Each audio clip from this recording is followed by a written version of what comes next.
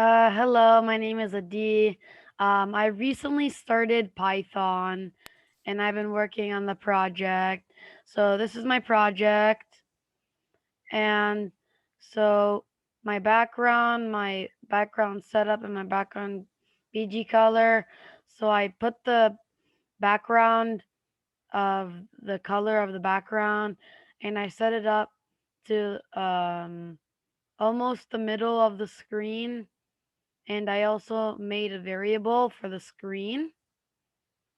And I made it in the middle. You made that. And I made it go at speed 3, my animation. And I also made it so the cube is black. Okay, so I'm gonna run it.